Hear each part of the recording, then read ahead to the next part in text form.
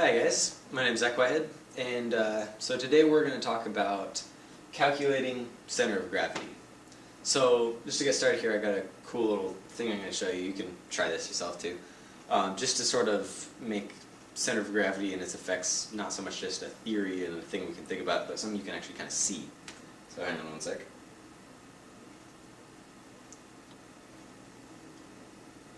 So, yeah, at first glance this might look super crazy or impossible. Basically I've got just a ruler and a piece of string and a hammer. And it's about as simple as that. So as wild as it might look, it's actually totally explainable. And we're going to talk about how you can do that. So afterwards we'll come back and shortly apply this stuff to how it works on this hammer here. I'm not like stuck to it or anything. So yeah, let me stick this down here and we'll get started. Talk a little more directly about helicopters. Some of the importance of being able to find your center of gravity is, well, I mean, the lesson before this goes over all the definitions. If you want to brush up on them, I think chapter 7 of the Rotorcraft Flying Handbook covers the definitions and all this stuff, and page 4-47 in the helicopter pilot textbook goes over it. So center of gravity is sort of the point where if you balanced it on that point, it would balance. And in a helicopter, it's good to be able to find this because, say, if your total weight is here, your center of gravity is here, and the center of your main rotor, so where your lift is basically being produced, is here, they're going to be pulling in opposite directions and you're going to get spun in whatever direction that is. So you're going to have to be compensating for it with the cyclic, and it's good to know if you're within a limit that allows you to still be able to have full and effective use of your cyclic. So yeah, a couple things we want to know before we get into the actual calculating here is just some weights for different things. Avgas is roughly 6 pounds a gallon.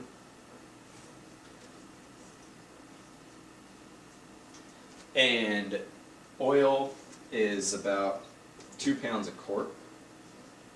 These are kind of rough, but good enough for estimating things when you're putting this stuff together compared to your 1,300 pound helicopter. 2 pounds quart. And Jet A is about just under 7 pounds a gallon. So yeah, that's about all there is to those. But they come into play when you're seeing how your fuel is going to affect your center of gravity. So there's 3 different methods of computing or calculating center of gravity. First one we're going to talk about is the computation method. So I'm going to get a little scenario going here. Here we've got a board, and it's bouncing a fulcrum here, so like a seesaw. And we're going to have a 50-pound weight right here, 50. Can you see this? Alright, yeah. And this is 5 inches, say. From, actually, you know what? Let's make it 10. It'll make things simpler here. 10 inches from the fulcrum. And on this side we've got same weight, 50 pounds. And it's also 10 inches from the fulcrum in the other direction. Alright, so first thing calculation we're going to use is WAM. It's weight times arm equals moment. So basically we're going to take our weight, 50 pounds, times the arm, which is the distance to our datum point, which here we're going to use the fulcrum as our datum. Represent like that. So 50 times 10 is 500, and we'll call this side positive and this side negative. So this is plus 500 inch-pounds of moment. So plus. And on this side we've got 10 times 50 is 500, negative.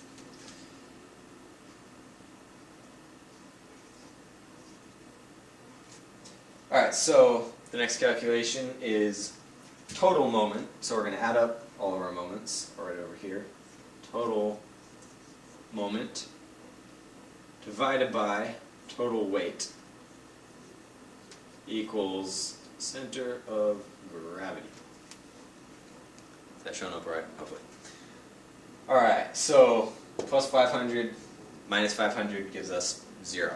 And 0 divided by 50 plus 50, which is our total weight of 100. 0 divided by 100 is 0. So here we know our center of gravity is 0 inches from the datum. So it's right on the fulcrum. This thing's perfectly balanced. Awesome. So let's change it up and go ahead and say that this weight here on the positive side is 100 pounds.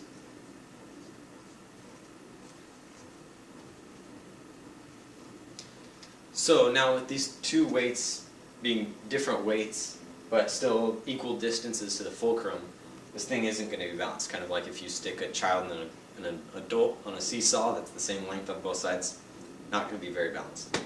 So let's say that we can't change the 100 pounds. We can't bring it back down to 50. We've got to take it. So let's look at how we can move that 100 pounds to equal this thing out. Cool, simple trick you guys may have seen that I like is just sort of an algebra cheat kind of thing. Might be a little hard to see here, but basically it's weight times arm equals moment. And you can run this in any direction. Weight times arm equals moment, or a moment divided by weight will give you arm, or a moment divided by arm will give you weight. It's an easy way to kind of reverse your equation. So this is how I would do this. We still know that 50 pounds at 10 inches is going to give us negative 500 inch-pounds of moment. So we want the 100 pounds over here to have the equal and opposite, as in positive, moment of plus 500 pounds. So let's take our moment that we want, 500 inch-pounds, and divide it by the weight since we can't change that. So 500 divided by 100 gives us 5. So now we know that our arm needs to be 5 inches in order for us to get that moment we want. So if we scoot this weight in halfway until we're 5 inches here, now we'll have our plus 500 inch-pounds again, and those will cancel each other out, and we'll be perfectly balanced again. So one other thing I want to run over on this really quick is since in our helicopters, our datum point, which right here I've got lined up on the fulcrum, for our longitudinal datum in R-22s, it's 100 inches in front of the helicopter, or I'm sorry, in front of the main rotor mast. So let's say it's out here. So I just want to go over the same problem again. Well, actually, you know what? Let's change one more thing, just for fun. We'll make this board a little bit longer here and add it into the equation, just to kind of show how you can do more than just two objects. So now we're, let's say we want to balance it out at 100 pounds. So we're going to see how far, or I'm sorry, 100 inches from the datum, just to see how far off from that we are. So this is now going to be at 90 inches from the datum, and this one would be 105, it's 5 inches past, right? And let's give the board 20 pounds of weight, and let's say it's at 80 inches from the datum line. So now you can do the same thing. So I'm just going to run through a calculator here. 50 times 90, our 50 pounds weight times our arm of 90 inches gives us 4,500. 4,500. And our 100 times 105 inches is going to be 10,500. 10,500. And then our board of 20, our weight of 20 pounds times 80 inches, 20 pounds times 80 inches, 1,600 inch-pounds for our moment. So, and then we'll add those up, 4,500 plus 10,500 plus 1,600. And when you're doing calculating your center of gravity, even if you can do it in your head, I recommend using a calculator. Just, it's not the kind of thing you want to mess up and go fly when you're out of your CG limits. So 16,600 is our total moment. 16,600. Divide total moment, 16,600, divided by total weight of, let's see, 100 plus 50 is 150, and break my own rule here, plus 20 is 170. So divided by 170 gives us 97.64 inches. So right here at about, there's 97.64 inches. And that's where our center of gravity is located in this problem. Alright, so next up is the graph method. And basically they'll have a graph here with your total moment being vertical and your weight being horizontal. And you just find the spot that the two meet at, your weight's here and your moment's here, and voila. They often either will have some shaped box here, where as long as it lands within that, then you're within your CG limits, and here would be minimum gross weight and max gross weight. Or they'll have something a little more like lines like this, say for your fuel, where as it, you got to be within these, your limits need to fall within here, and as the fuel burns, it'll head towards less weight, and it'll also have less moment. In this, it's taking care of the total moment times, or divided by total weight to get you your center of gravity. It's taken that out of it, but you still actually have to use the computation method because you need to find your total moment.